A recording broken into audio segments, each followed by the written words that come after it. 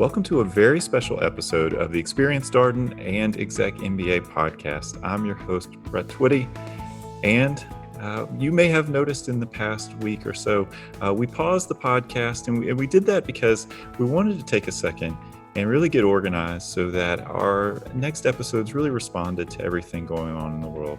In the wake of the killing of George Floyd and the protests across the nation, we wanted to provide content that was not only useful and helpful to those folks listening to this podcast, interested in learning more about our community, but also was topical and relevant. So we think we've done that. Hopefully you'll agree. Today I'm excited to share my recent conversation with Darden professor Laura Morgan Roberts. We invited Laura on to talk about a recent conversation she had in her class, leading teams with some of our executive MBA students, but also generally, how do you create the space for students to have meaningful dialogue around race, equity, and inclusion in higher education? I think you're really going to enjoy this conversation. So without further ado, here's my interview with Laura Morgan Roberts. Laura, welcome to the podcast. Thanks, Brett. Well, first of all, thank you so much for taking the time. We are connected on LinkedIn, and I've been following all the things that you've been posting and doing. I think you were most recently on a Harvard Business Review webinar. Is that right? Was that the last thing like this you've done? I was on LinkedIn Live. I'm not sure if that was the last one sequentially. Let's just say last week, a lot of people started talking about race, which is a wonderful thing, and I'm happy to be a conversation partner. But the HBS LinkedIn Live webinar had a global audience, and because of that, I think there was a moment when people around the world just came with a genuine level of curiosity and added their own insight and perspective on these issues. And I know that sent messages to organizational leaders far and wide about the importance of having sustained conversations that lead to deeper understanding about race. Well, I appreciate your making time for the podcast. We're going to talk about those same issues here today. And again, know how busy you've been. So really appreciate you carving out some time for us and for our listeners. We've been starting all of these podcasts, at least recently, with the same first question. So before we get deeper into the conversation, I wanted to start by asking, how are you and your family doing right now? Oh, I would say that right now we are feeling a whole range of emotions. In the past few months, it's been a roller coaster of emotions. There's been the unpredictable wave of uncertainty around COVID-19 and working from home and learning from home, and having to do extreme pivots around that while not having a full understanding of the scope or the impact of the virus. There was a range of emotions around concern and grief on the loss of life due to COVID-19. And then layered onto that, just the full acknowledgement in our homes, on the streets, in our cities and neighborhoods all around the world of the loss of life and the lack of safety, physical safety that so many African American families feel when they're just trying to make it through the day-to-day challenges and struggles of life, much less trying to sort of walk and breathe and live through a global pandemic. So that's really been a wave of emotions. And I think in response, there's also at times a feeling of exhilaration, like, okay, we're riding the wave, like we're doing this. We figured this out. We're conquering some of these things. So we're having to practice the agility to develop the kinds of routines that work most for us. And, I can recall trying to teach agility to some of my MBA students at Georgetown McDonough a few years ago. And it was a challenging conversation because there's an analytical piece of thinking about agility and living in unpredictable and uncertain times of crisis. and then there's just having to live it day in and day out. And so I think that's where we are now, is living it day in and day out.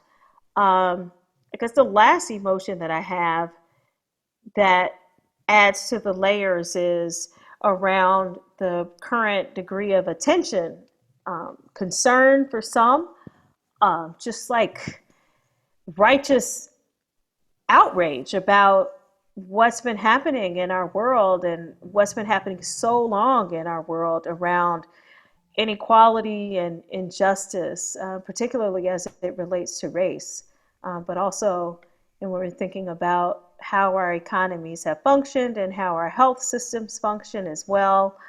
And so, there's a glimmer of hope in there too, that, wow, we're finally sort of having this conversation, and maybe that means that we can listen and learn. And for me, I'm hoping that we can develop some more robust and sustainable solutions to these long-standing problems, and that'll get us into a better place, so we don't feel like we're watching an endless reel of loss and anxiety, and instead that we're seeing um, justice and progress that's reflected in our communities and in our institutions.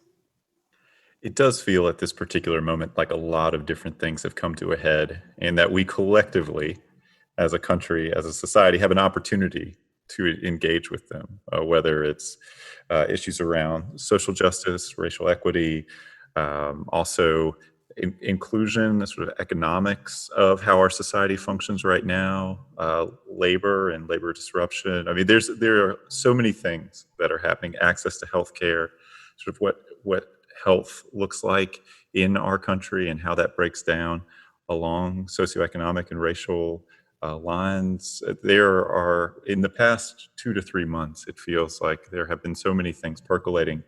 But as you note, these conversations create opportunities, or at least that's what I have been thinking. It sounds like that resonates with you. Mm-hmm. Mm-hmm. Definitely. Well, tell us more about your story and your background. Where are you from? How did you get into higher education? Did you imagine you would be a professor? I have so many questions for you. Well, I come from a family of a long line of higher ed enthusiasts. So I grew up in Gary, Indiana, which was also my father's hometown. My mother grew up in Washington, D.C. So we have lineage from Washington, D.C. as well, which is where I'm currently based. And my mother's grandmother was born in Charlottesville, where some of her ancestors were actually cooks at the University of Virginia. Um, when I was graduating from high school in Indiana, I was trying to find a school that would have the right mix of fun and academic excellence, and in a location that I was excited about spending the next 4 years. And so I found my way to Charlottesville. And so from 92 to 96, I was an undergrad at UVA, psychology major, but I flirted with the comm school. Since I was an Echo Scholar, that meant that I didn't have to declare a major. And so I wanted to give myself a little bit to take advantage of that freedom intellectually. And so I ultimately declared a major in psychology instead of going into the comm school. But meanwhile, I got to sample classes about leadership and organizations from all over the university in different disciplines, which was really cool for me. And then with my senior honors thesis, one of my advisors was an expert in the area of social identity and race and leadership. Her name is Robin Johnson. She's now in California at UCLA. But I took that bus over to North Grounds and found my way to her office a few times. And that was really the first time I set foot on Darden's grounds. I really, look, I went away to a gifted and talented residential academy, on the campus of Ball State University when I was 15 years old. And we lived in a dorm, and I've basically been on college campuses or in higher education ever since. So, um, did I want to be a professor from a very early age?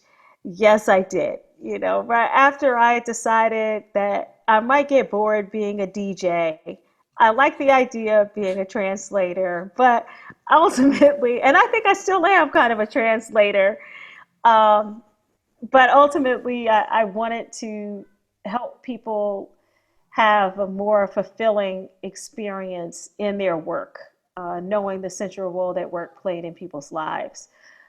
With respect to race, my experiences growing up in Gary were very central to my identity and my development. So I grew up understanding race and racism as a structural property of differential access to resources and opportunities. So it wasn't about being the only in my class or never seeing Black teachers or principals or physicians or lawyers. I saw all of those examples of Black excellence on a regular basis. And I was inculcated with that, but I was also quite mindful of the disparities between what our Black communities in Gary had to offer and what we had access to, that is, in terms of commercial growth and vitality and a solid economic base in the surrounding communities versus dwindling economic base and the kind of continuing exodus of commercial and career opportunities from Gary throughout my childhood. So I wanted to always take into account that context in the work that I do around leadership and organizations. It was just a part of my reality, and therefore I wanted it to be a part of my life's work as well. And I'm thankful that it has been. So for our listeners who are learning about you, tell us what courses you teach at Darden. At Darden, I teach primarily in EMBA. I also teach some executive ed courses. But within EMBA, I teach negotiations electives. I teach an elective on leading teams. I've taught an elective on talent management. In the coming year, I'll be offering a new elective on managing diversity and leveraging differences. That elective has been offered for several years in the residential program, and so now we're bringing that into the EMBA suite as well. So we're excited about that, and I'm helping to plan and facilitate LR1, which is the opening leadership residency in the EMBA program. So you're very busy, in other I'm words. a leadership person, basically. That's right. I'm a leadership person. Right. So I want to talk. So I think at the Darden School right now, there's been several updates over the past week about, the school, actively working to make racial equity, inclusion, diversity more forward in the life of the school, more present in day to day and classroom. Although I think we all acknowledge that this is very much a work in progress, and students are certainly, helping us think about this, faculty and staff as well, about how we can continue to move forward as a community. I wanted to take some time here on the podcast, talk with you about our recent weekend residency, which, in the Executive MBA program took place while there were protests going on across the country in the wake of the killing of George Floyd. And just what I heard as someone who wasn't there for the weekend residency, but what I heard is in your leading teams class, you had made space for conversations about what was taking place that weekend. How did that conversation come about? Was it something that you came into the weekend, or at least as you get prepared for class that day, you knew you were going to talk about, or did it develop another way? Well, I think it was a combination of both. So I had segments during the residency on Friday afternoon and on Saturday morning. Um, Now, Thursday night, one of the students, the EMBA students, wrote a letter and just spoke from his heart about how he was experiencing everything that was happening as an African American male, and invited us as a community into deeper consideration and deeper dialogue in the time that we had together over the weekend. And so, and that student happened to be taking my elective. So at that point, I knew that I had to do justice to his courage and his bravery in that moment to just communicate to his colleagues, this hurts. I'm hurting. We're hurting. This is a trying time. How can we learn from each other and support each other? That takes courage. I mean, there have been a series of blog posts and formal announcements, even by Black leaders who lead diversity initiatives all over the country, using social media channels or their own platforms to send out a message to America and to our friends all around the world that said, look, we're tired. This fight for racial justice has been going on and on. We keep seeing these acts of police brutality. We keep seeing these acts of, civil, un, you know, just civil disruption and um, devaluation and demeaning Black people. And now it's being recorded, and these videos are being blasted all over social media. And we aren't seeing change, and we're tired. This was the collective voice. We're tired of not seeing change. When are we going to start doing things differently? And when are my colleagues going to pick up the mantle to try to advance this work? And so that was really the thread or the mindset, um, the tenor of the community, the various communities that were being impacted as we came into the weekend of our residency. And I was very attuned to that. This is my area of research, and also just my personal lived experience and passion. I'm just very attuned. Wake up every morning and I read, um, what's in the news as relevant to conversations about race and justice and the public and political well-being of our world. And so, none of this was news to me. So yeah, it was queued up, it was teed up. But when a student said, can we create the space? Then I felt that that gave me the green light as a faculty member to hold space within the classroom.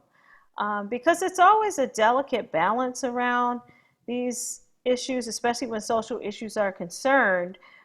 You don't want to feel that you're making a huge shift in the moment where you're not addressing the material on the syllabus that you said you would cover and that the students, would be evaluated on, right?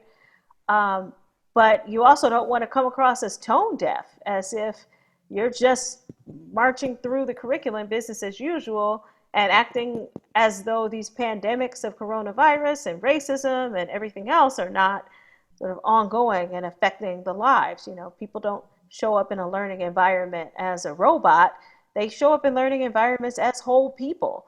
And so all of the different dimensions that are happening in their families and in their communities, that's all shaping their experiences as learners, especially EMBA, because they are continuing to work. So they're engaging in their leadership roles and responsibilities while being fully committed to their studies as a member of the Darden community. So it's always important that we are speaking to them in a holistic way, so that they feel that the insight that they're gaining is will be helpful to them for the long run, but they also want tools and tips that will equip them to be better leaders right now in the moment. So I felt that urgency on many different levels.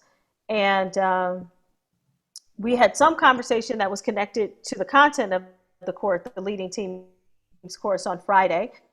We had already scheduled to feature Taryn Swan, who was our case protagonist when we covered the Nickelodeon at Latin America case.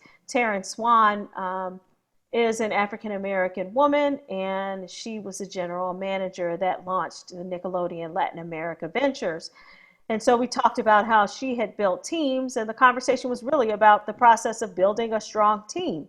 But then when she came in for a fireside chat style follow up, we were also able to ask questions about the influences of race and gender and other dimensions of her leadership choices, behind the scenes, so to speak. And so students saw a leader who was regarded as very effective and who was well respected, right? And so there weren't questions about her competence. They had already given her the thumbs up in terms of her leadership evaluation when we discussed the case. And I think when she came back and told some of her stories of what it was like to be a Black woman executive, that people doubted her ability, and she had to confront racism at different points in her careers, it sort of encouraged people to listen differently than perhaps they often do, or perhaps we often do when we're having these conversations. So that was really important, having Taryn come in and fill the space. And we talked a bit on Friday. So I didn't know how to start the class. And I said, oh man, I don't want to just jump in with a case discussion. That just would feel so abrupt. But I already had designated an opening block for a team building activity, something experiential, because the course is leading teams. So I offered them an arts-based team activity. And so their challenge was they had to come together and write a lyrical expression. So it could be a poem or a spoken word or song lyrics. And they had a short period of time, and I gave them a process for doing it so that everybody's voice was included in what they created. But through that process, they had some space to put voice and words to their feelings. The theme was psychological safety anyway, right? So it completely aligned with where we needed to be. But they didn't have to be so deeply analytical right out the gate. They could just pause and talk about what it feels like to be safe or unsafe. And that helped to build trust. So by the time we came together on Saturday, they were going to have a fair amount of time to work on their final group projects. But here's where I made the pivot. This is where that agility comes in. I had watched the news. I started the night before, and I started out by saying, wow, this is really heavy. I watched the news, and it's just difficult to see and feel all that's happening right now. And other students started opening up. There were tears, and people just talked about how painful and scary it all was. And I knew that was the moment for us to just stay right there. And so we did. As a group, we calmly and patiently stayed there, and we listened to one another's voices. And some people were slow to speak, but their classmates encouraged them to speak and helped them to understand how and why their voice mattered in the space as well. And so it ended up being one of those moments that you hope and pray for as a faculty member, where people walk away at the end of class saying, I learned something. That's really all we're going for here. I know oftentimes you think like faculty life becomes about entertainment value or a popularity contest and all of that, but not for me. For me, it's just the hope and dream that when people walk away from a session, they say they learned something. Not just, oh, that was an interesting fact, but like I learned something that I think will change the way that I approach my leadership and my collaborations going forward. And we were able to share that. It was powerful. I can imagine so. So much there that you shared resonates. I think about your role in that class and the conversation of sort of leading teams about how what you're doing in that class often parallels what perhaps students are thinking about doing at their own organizations, right? Having these conversations. How do you make space? How do you create the opportunity for someone to bring their whole self with them to work and to engage in meaningful conversation? Do you think about that parallelism? Oh, absolutely. Absolutely. And, several of them were able to engage in those conversations in their workspaces and also in their families, after the discussion that we had had in the classroom. And so, yeah, that was really important. We're just, we're trying to plant seeds, if I would put it as humbly as possible. Higher ed is always an ambitious venture, right? But you really only see the impact of what happens within your higher ed experience when things are nurtured and they grow over time. And then it starts to change practices which can transform society. But, the most we can do in a classroom environment is to plant some seeds and give folks some more to work with as they carry forward. And because of that, the modeling is so important. And by and large, in business school classrooms, race is unspeakable. It remains in the hush box. People don't really want to touch it with a 10-foot pole because they're worried that it's going to blow up. People of color are worried that one of their classmates is going to say something that will be hard to forget or hard to unhear, and may therefore damage the relationship. White people are afraid that they may say something that will be interpreted as discriminatory, biased, or racist, and call into question their worth and virtue as a human being. And so faculty are scared that the conversation starts, things go sideways, and then they'll get blamed for not handling it the right way, or, not responding to something that one person said that another person felt was deeply offensive. So it just takes a lot of trust.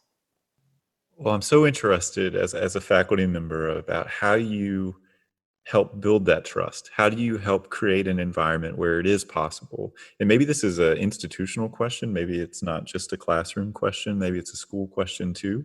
But how do you help get your students to a place where they feel like, all right, this is something that I think you could probably say that race is one of those things we don't talk about here in the U.S. really at all. We avoid this conversation beyond just business school. So how do you help your students get to a place where they can actually have this conversation? Well, a lot of it is timing. Um, at Darden, for instance, because we use the case method, that pedagogy allows the student voice to co-create the agenda for the classroom. It's not just the faculty comes in with their fully scripted lecture notes and the students have to sit there as receptacles and take in whatever the faculty prepared to discuss on that day, and they can ask questions of the faculty if they want. That's not how the learning experience takes place in a classroom like Darden. It's all about inviting people to engage, to consider, to weigh the pros and cons of different choices, a range of possible choices, and to anticipate the consequences of the decisions that they will make and be ready to account, even in a classroom environment, be ready to account for whatever decision or choice they are recommending. So, in that respect, I listen for the signals that students want to talk about race or want to talk about gender. They'll make a comment, they'll ask a question in a case discussion, and I'll say, yeah, that is an interesting question. okay, so let's stay there for a minute. Or I might be a little playful and I say, oh, okay, so we're going there, huh? All right, well, let's do this. And people will sort of laugh and breathe a sigh of relief a little bit. That's often like with the gender conversation. You can be a little more playful with gender conversations sometimes because of the ways in which they come up. And race conversations tend to be a bit more serious and somber. But nevertheless, I try to be very respectful of the students who want to initiate conversations about race and other dimensions of difference in the classroom, and consider it my responsibility to let their questions stand, to invite responses to their question, to make sure that people don't just brush past their question and circle back to whatever we may have been talking about before and act like their classmate never said or mentioned anything about race at all. And that's what traditionally happens. You just kind of brush on by like it never happened. And then the student is sitting there, feeling the angst of having attempted to initiate this conversation. I'll also say that, one of the things that helps me as a faculty is getting feedback from students, trying to understand the pulse of the group. The pulse of the group is often leaning toward a desire to have deeper engagement around race. Now, there will be some loud voices who say, this is irrelevant. I didn't come to whatever school, business school, wherever, to talk about this. I didn't sign up for a program in African American Studies. I signed up for a MBA, and I want us to talk about finance, and we should be talking about finance, right? I mean, there are going to be those people who don't think that it's relevant to their personal experience, and quite honestly can't see how it connects to the curriculum either. But here's the point of departure. We have to acknowledge that those voices don't often represent the wider pulse of the group. The group often has a much greater openness and interest in having such conversations. And how do I know? Because afterwards, when I do hold the space for those conversations, students will come up to me afterwards and say, thank you for that. We really needed that. But you know what else I hear?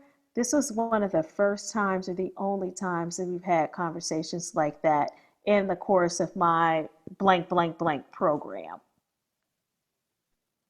So they're acknowledging that they have this desire to do it, but that their opportunities to engage in that way are few and far between. And I think part of that is because the voices of those who don't see it as being relevant or significant, they can derail the conversation. Because what do they say? The squeaky wheel gets the grease. I think that's the And expression. right, and the other folks who are curious but cautious, they don't want to kind of rock the boat. They don't want to be disruptive. They're just trying to go along to be team players, to be good cohort mates, and so forth. Um, they may not be as outspoken about their interests and desire, but it doesn't mean it's not there. So that helps. I mean, also it helps a lot that I researched this, Brett, and I I draw upon my research constantly, constantly. This is not for me about, creating a space for therapy. I'm not a licensed therapist, though I give good advice. That's what I always tell people. Yes, I'm an organizational psychologist. I am not a licensed therapist, but I do give very good advice. So, take it with a grain of salt, though. That's where we are. But I do research race and identity in organizations, talent management, and leadership development. And I've been doing so for quite a while, and it helps to anchor the conversation in research. So you can tell people, no, this is not just in your head, and this is not just someone's opinion, or self-interested plea or opinion. But what they are speaking to right now aligns with a pattern of behavior or interactions or practices that we have observed in these contexts through research. And I try to bring in those references when I can, to help people to get a broader perspective on what's going on. I don't think anyone should leave a graduate program in business without having a facility toward learning across differences and having difficult conversations. Like, we would never let someone leave a business school program successfully if they completely flunked finance. Like, oh, I'm just going to opt out because it's not really my thing. No, we said this is essential. It's a core competency, and if you finish our program, then you must demonstrate that you have this core competency because you're carrying our brand forward, and everybody who finishes our program has it. Likewise, with building a measure of cross-cultural competency, interpersonal, intergroup sensitivity, ability to have difficult, challenging conversations, and a more sophisticated understanding of how race, gender, class create opportunity structures and barriers for organizations. That is an incredible point when you put it that way. It particularly when you think about what an MBA really is about. Particularly here at the Darden School General Management Program, that it is focused on growing students as leaders. I can think of no more important competencies than the ones you just articulated. I do want to talk about your research. You'd mentioned how your research informs your teaching and how you approach these conversations in the classroom. You published a book not so long ago, Race, Work, and Leadership, New Perspectives on the Black Experience. What was the process of putting this book together like? I always wonder that when people put out these publications, how much time and effort went into it? How did you get the idea to begin with? How did you Oh, there find was a find the people? lot. There was a lot. I was working with, there was a lot of time and energy that was put into developing this volume. But most specifically, I was working with Harvard Business School as a researcher and taking a deep dive to understand the history of race and the Black experience at Harvard Business School and to explore the career trajectories of HBS Black alumni. And so that was about a 3 year project. And then part of that, we also wanted to catalyze more research on the intersections of race, work, and leadership in ways that centered the Black experience. So we really curious in understanding what we could learn from the Black experience about race and about the workplace as a whole.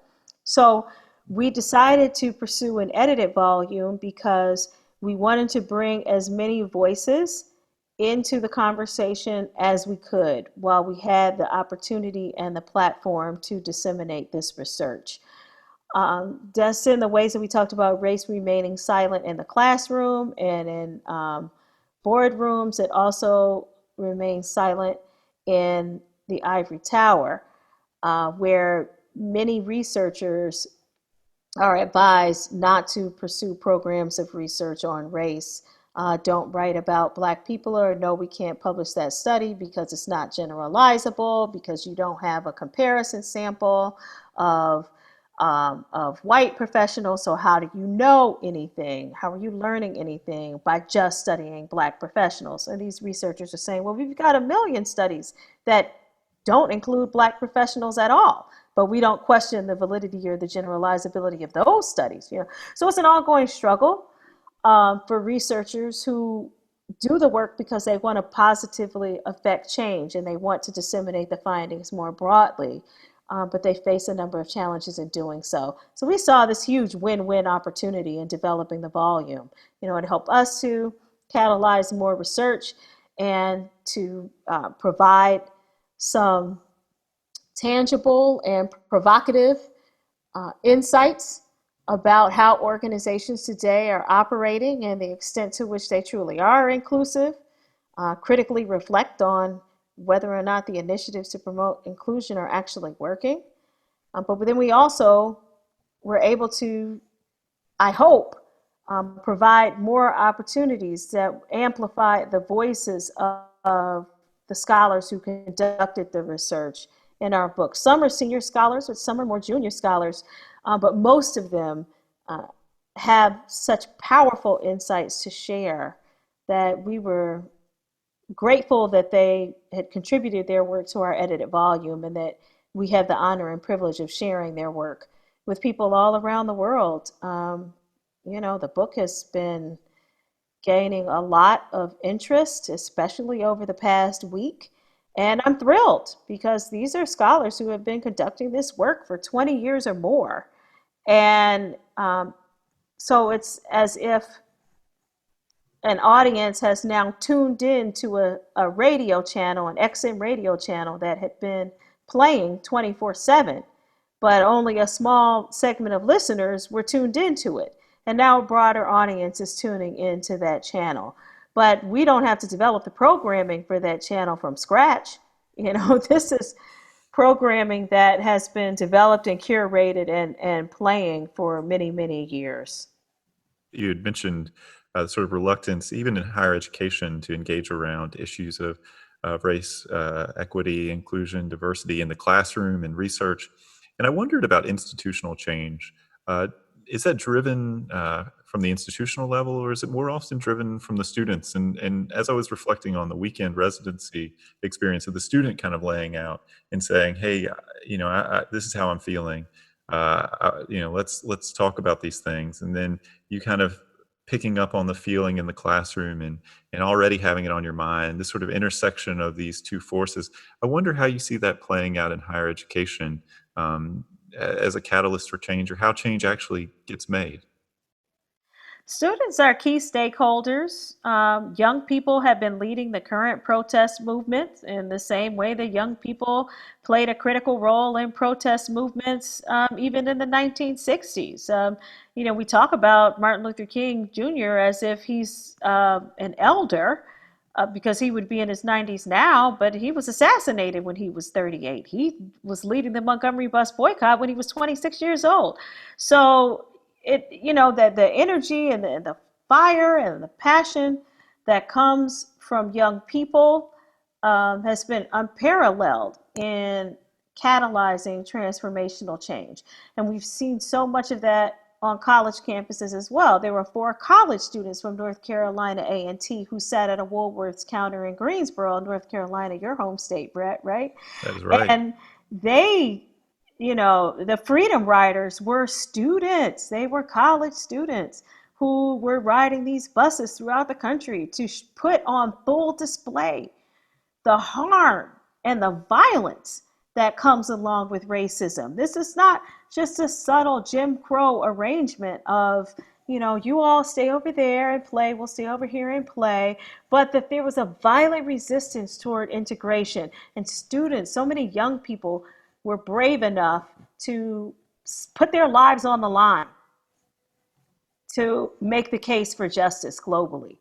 And we also saw them doing that on college campuses. There were protests. We talked a lot in our research at Harvard Business School about the founding of the African American Student Union at Harvard Business School.